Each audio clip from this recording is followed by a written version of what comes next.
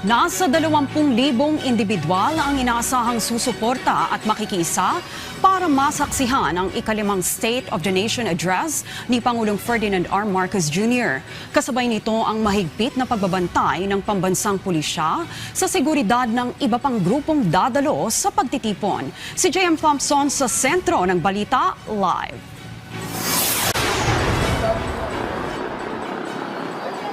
Trixie, nagsimula na nga magsidatingan yung ilang grupo ng individual kaninang umaga para suportahan ang ikalimang State of the Nation Address ni Pangulong Ferdinand R. Marcos Jr. At sa mga oras na ito, tuloy-tuloy pa rin yung pagdating ng ilan pang grupo ng individual para sa sinasagawang programa doon sa may harap ng Commission on Audit para sa kanilang programa bilang suporta sa SONA ni Pangulong Marcos.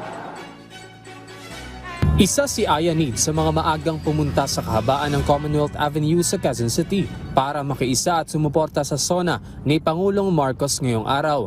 Batid niya ang mga programa at proyekto na ginawa ng Pangulo sa bansa at patuloy siyang umaasa na mas marami pang maabot at matulungan ito.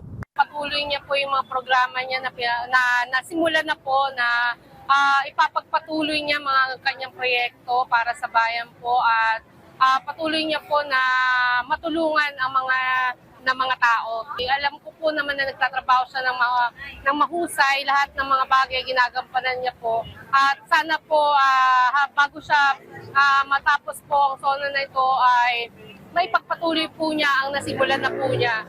Hindi rin pinalampas ni Nanay Leonora na magbigay ng suporta sa Pangulo at dahil sa inaasahang mga dadalo, umaasa ang ginang na magiging maayos ang isasagawang mga programa ngayong SONA 2026. I-speak ko pong tahimik at hindi magulo. Habang si Nora naman ay nagpapasalamat sa mga programang inihatid ng administrasyon na nakatulong sa ating mga kababayan. Mas mahalaga siya ngayon kasi marami pong natutulungan niya, lalo yung mga pagdating sa mga kailangan ng tao, yung pagkain, trabaho. Para sa mga anak na nangangailangan ng pang-araw-araw na pagkain para hindi sila magutom. Inaasahang nasa 20,000 individual ang dadalo dito sa programa sa kahabaan ng Commonwealth Avenue sa harap ng Commission on Audit. May ilan ding LED wall na nakahanda rito kung saan sabay-sabay nilang panonoorin ng SONA ni Pangulong Marcos. May ilan ding performances habang inaantay na magsimula ang formal na gawain na matatapos bandang alas 7 ng gabi. Tuloy-tuloy naman ang pagbabantay ng mga kapulisan sa may IBP Road Litex para matiyak ang kaayusan ng paligid sa batasang pambansa. Nakamonitor din ng MMDA gamit ang Mobile Command Center para bantayan ang ilang kalsada at para matiyak na maayos sa tuloy-tuloy ang daloy ng mga sasakyan sa mga daanan na apektado ng SONA. Trixie, sa mga oras na ito, wala pa namang nakikitang grupo ng mga individual at maayos pa yung sitwasyon dito sa may IBP Road, Litex.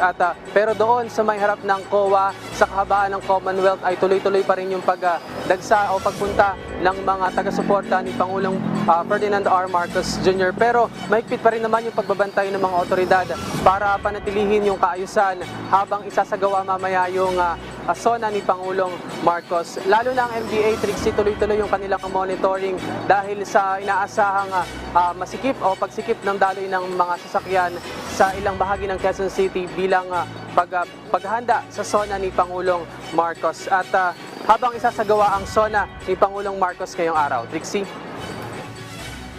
Okay, maraming salamat, J.M. Thompson.